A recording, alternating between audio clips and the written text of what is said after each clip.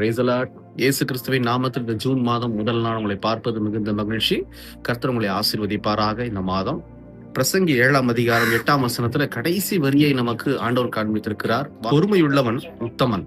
இன்னைக்கு இயேசு கிறிஸ்து கிட்ட இருந்த ஒரு பிரதானமான ஒரு குணம் என்ன தெரியுங்களா? பொறுமை. இந்த பொறுமை தான் இயேசு கிறிஸ்துடைய பிள்ளைகளாகிய உங்களுக்கும் எனக்கும் இருக்கா அப்படிங்கறதுல ஒரு சின்ன கொஸ்டின் மார்க். நிறைய பேர் இந்த பொறுமை இல்லாம வாக்குத்தத்தங்களை தவற விட்டு இருக்கிறோம். பொறுமை இல்லாம தவறுகள் செய்திருக்கிறோம். பொறுமை இல்லாம கர்த்தருக்கு விரோதமாய் பாவமும் செய்திருக்கிறோம். ஆனா இங்க ஆண்டவர் சொல்றாரு, பொறுமை உள்ளவன் தான் உத்தமன்னு சொல்லி. இயேசு கிறிஸ்து இந்த உலகத்துல பிறந்து 31வது வயதுல ஊழியம் செய்ய ஆரம்பித்தார். என்னைக்கு ஊழியம் செய்ய ஆரம்பித்தாரோ அவருக்கு மிகுந்த உபத்திரவம் உண்டாக்கப்பட்டது. பேசுனா குற்றம் கண்டுபிடிக்கிறாங்க, என்ன செஞ்சாலும் குற்றம் கண்டுபிடிக்கிறாங்க.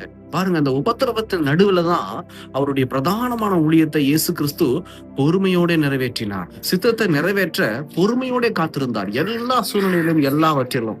பாருங்க, யாத்திராகமம் 14ஆம் அதிகாரம் 21ஆம் வசனத்தை நீங்க டிஸ்பிளே பண்ணுவாங்க பாருங்க. அங்க அநேக ஜனங்க மோசேக்கு பின்னாடி விடுதலையாக்கப்பட்டு அப்படியே நடந்து வர்றாங்க. ஆனா செங்கடலுக்கு முன்னாடி நிக்கிறாங்க, பின்னாடி பார்வோனுடைய ரதம் துரத்திட்டு வருது. அப்படி இருக்கும்போது ஒரு வழி ஒண்ணு உண்டாகல அவங்க போறதுக்கு, ஒரு புது வாசல் திறக்கப்படல. அப்போ என்ன நடக்குது? மோசே கர்த்தரால் தெரிந்து கொள்ளப்பட்ட ஒரு ஊழியக்காரர் கர்த்தருடைய சமூகத்துல பொறுமையோட காத்திருக்கிறார். அதுக்கு என்ன பலன் உண்டாச்சு பாத்தீங்களா? இரவு முழுவதும் கர்த்தர் கீழ்காற்று வீச செய்து கடலை 2ஆ பிளந்து மோசேயும் ஜனங்களையும் அழகா வழி நடத்தி கொண்டு போறார். எவ்வளவு பெரிய ஒரு ஆசீர்வாதம் பாத்தீங்களா? இந்த ஆசீர்வாதம் நமக்கும் வேணும். ஆனா பொறுமையா நம்ம இருக்கணும். நமக்கு வாசல்கள் அடைக்கப்பட்டிருந்தாலும் சரி, உபத்திரவத்தின் நடுவில் இருந்தாலும் சரி, நம்ம பொறுமையோட இருந்தாதான் தேவனுடைய வாக்கு தத்தங்கள் நிறைவேறும். கர்த்தருடைய வாக்கு தத்தம் அது நிறைவேற்றவர் ஆவலாக இருக்கிறார். ஆனா அதுக்கு தேவை உங்களுக்கும் எனக்கும் பொறுமை. ஒரு பெரிய கடலுக்கு முன்னாடி மோசே பொறுமையா நின்றதுனாலதான் மோசே மட்டும் இல்ல, மோசையோடு நிறைய ஜனங்க ஆசீர்வாதத்தை பார்த்தார்கள்.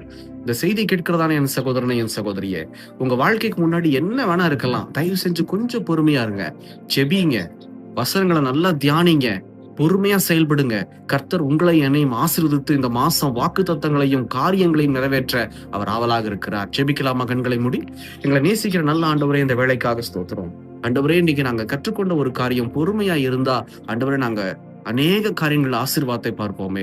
எங்களுக்கு அந்த பொறுமைதான்பா இல்ல. எல்லாவற்றிலும் நாங்க பொறுமையோடு செயல்பட, பொறுமையா யோசிக்க என் தேவன் எங்களுக்கு கிருபை தருவீர் என்பதாய் நாங்கள் விசுவாசிக்கிறோம். கர்த்தர் இந்த மாதம் முழுவதும் எங்களை ஆசீர்வதிக்கும். எங்களுக்கு உண்டான சகலத்தையும் கர்த்தர் பொறுப்படுத்து இந்த மாதம் முழுவதும் கூடவே இரும். எங்களை தாழ்த்துறோம் இயேசுவின் நாமத்தில் பிதாவே, ஆமேன், ஆமேன். கர்த்தர் உங்களை ஆசீர்வதிப்பாராக. எங்களுக்காகவும் இந்த ஊழியத்துக்காகவும் ஜெபித்துக் கொள்ளுங்கள். God plus.